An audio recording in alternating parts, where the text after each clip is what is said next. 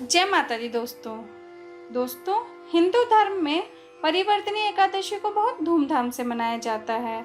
इस दिन भगवान विष्णु की पूजा की जाती है और गरीबों को दान दिया जाता है। माना जाता है कि परिवर्तनी एकादशी के दिन ही राजा बाली ने भगवान विष्णु के वामन अवतार की पूजा की थी और भगवान ने राजा की सभी मनोकामनाएं पूर्ण की थी। दोस्तों, पौराणिक मान्यताओं के अनुसार एकादशी के दिन ही भगवान विष्णु शयन करते हुए करवट बदलते हैं।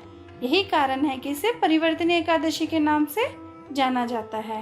यह परिवर्तनी एकादशी भाद्रपद के शुक्ल पक्ष में पड़ने वाली एकादशी के दिन मनाई जाती है।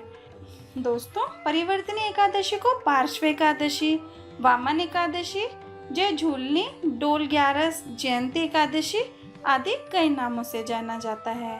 ऐसी मान्यता है कि इस एकादशी के व्रत से वाजपेयी यज्ञ जितना पुण्य फल प्राप्त होता है। इस दिन भगवान विष्णु के वामन अवतार की आराधना की जाती है।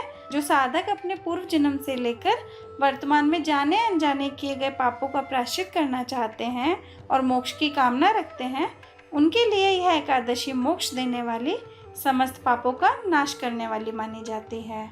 दोस्तों, परिवर्तनी एकादशी की पूजन विधि के अनुसार इस एकादशी से एक दिन पहले सूर्यास्त के समय भोजन नहीं करना चाहिए और रात के समय भगवान विष्णु का ध्यान करते हुए सोना चाहिए। एकादशी वाले दिन सुबह जल्दी उठकर स्नान कर एकादशी व्रत करने का संकल्प लें। इसके बाद भगवान विष्णु की आराधना करें और उनकी मूर्ति के समक्ष घी का दिया जलाएं। दोस्तों, पूजा में तुलसी और ऋतु फलों का प्रयोग करें। व्रत वाले दिन मन में अच्छे विचार रखें और दान जरूर करें। इस दिन दान करने का बड़ा महत्व होता है। दोस्तों, शास्त्रों के अनुसार इस दिन अन्न का दान अवश्य करना चाहिए। अगले दिन द्वादशी तिथि को सूर्योदय के बाद व्रत खोल लें। दोस्तों, इस दिन लक्ष्मी पूजन का भी विधान है।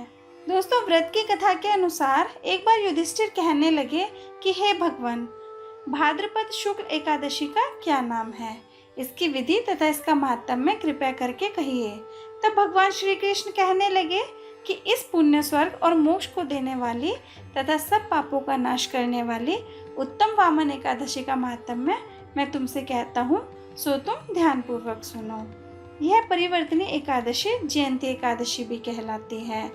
इसका यज्ञ करने से वाजपेयी यज्ञ का फल मिलता है। पापियों के पाप नाश करने के लिए इससे बढ़कर कोई उपाय ही नहीं है। जो मनुष्य इस एकादशी के दिन मेरी वामन रूप की पूजा करता है, उससे तीनों लोग पूज्य होते हैं। अतः मोक्ष की इच्छा करने वाले मनुष्य इस व्रत को अवश्य करें। जो कमल नयन भगवान का कमल से पूजन करते हैं, वे अवश्य भगवान के समीप जाते हैं। जिसने भाद्रपद शुक्ल एकादशी को व्रत और पूजन किया, उसने ब्रह्मा विष्णु सहित तीनों लोकों का पूजन किया। अतः हरिवासर अर्थात एकादशी का व्रत अवश्य करना चाहिए। इस दिन भगवान करवट लेते हैं, इसलिए इसको परिवर्तनी एकादशी भी कहते हैं। भगवान के ऐसे वचन सुनकर युधिष्ठिर बोले कि हे भगवान, मुझे अति संदेह हो रहा है कि आप किस प्रकार सोते और करवट लेते हैं तथा किस तरह राजा बाली को बांधा और वामन रूप रखकर क्या क्या लीलाएं की। चातुर्मास के व्रत की क्या विधि है तथा आपके शयन करने पर मनुष्य का क्या कर्तव्य है, सो आप मुझे विस्तार से बताइए। इस पर श्री कृष्ण कहने लगे कि हे राजन, अब आप सब पापों को नष्ट करने वाली कथा का श्रवण करें। त्रेता युग में बाली नामक एक दैत्य था। वह मेरा परम भक्त था। विविध प्रकार के वेद सूक्तों से मेरा पूजन किया करता था और नित्य ही ब्राह्मणों का पूजन तथा यज्ञ का आयोजन किया करता था। लेकिन इंद्र से द्वेष के कारण उसने इंद्रलोक तथा सभी देवताओं को जीत लिया। इस कारण सभी देवता एकत्र होकर सोच विचार कर भगवान के पास गए।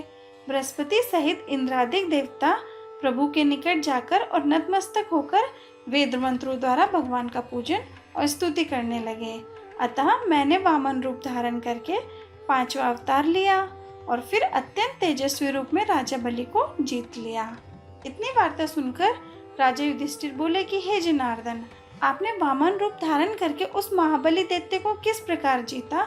इस पर श्री कृष्ण कहने लगे कि मैंने वामन रूप धर बाली से 3 पग भूमि की याचना करते हुए कहा, ये मुझको 3 लोक के समान है और हे राजन, यह तुमको अवश्य ही देनी होंगी। राजा बलि ने इसे तुच्छ याचना समझकर 3 पग भूमि का संकल्प मुझको दे दिया और मैंने अपने त्रिविक्रम रूप को बढ़ाकर यहाँ तक कि भूलोक में पद, भूवलोक में जंगा, स्वर्गलोक में कमर, महालोक में पेट, जनलोक में हृदय, यमलोक में कंठ की स्थापना कर सत्यलोक में मुख, उसके ऊपर मस्तक स्थापित किया। सूर्य, चंद्रमा आदि सब ग्रहगण, योग, नक्षत्र, इंद्रादि देवता और शेष आदि सब नागगणों ने विविध प्रकार से वेद सूक्तों से प्रार्थना की। तब मैंने राजा बलि का हाथ पकड़कर कहा कि हे राजन, एक पद से पृथ्वी, दूसरे से स्वर्गलोक पूर्ण हो गए, अब तीसरा पग मैं कहाँ रखूं? तब बलि ने अपना सिर झुका लिया और मैंने अपना सर उसके मस्तक पर रख दिया, जिससे मेरा वह भक्त पाताल लोक चला गया। फिर उसकी विनती और नम्रता को देखकर मैंने कहा कि हे बाली, मैं सदैव तुम्हारे निकट ही रहूंगा। विरोचन पुत्र बाली से कहने पर भाद्रपद शुक्ल एकादशी के दिन बाली के आश्रम पर मेरी मूर्ति स्थापित हुई। इसी प्रकार दूसरे क्षीर सागर में शेषनाग के पृष्ठ पर हुई। हे राजन, इस एकादशी को भगवान शयन करते हुए करवट लेते हैं, इसलिए तीनों लोकों के स्वामी भगवान विष्णु का उस दिन पूजन करना चाहिए। इस दिन तांबा, चांदी, चावल और दही का दान करना उचित है। रात्रि को जागरण अवश्य करना चाहिए। जो विधि पूर्वक इस एकादशी का व्रत करते हैं वे सब पापों से मुक्त होकर स्वर्ग में जाकर चंद्रमा के समान प्रकाशित होते हैं और यश पाते हैं। जो पापनाशक इस कथा को पढ़ते या सुनते हैं उनको 1000 अश्वमेध यज्ञ का फल प्राप्त होता है। दोस्तों, अगर आपको मेरी वीडियो पसंद आई हो तो प्लीज़ वीडियो को लाइक कीजिए, शेयर कीजिए और चैनल को सब्सक्राइब करना ना भूलें। Thank you.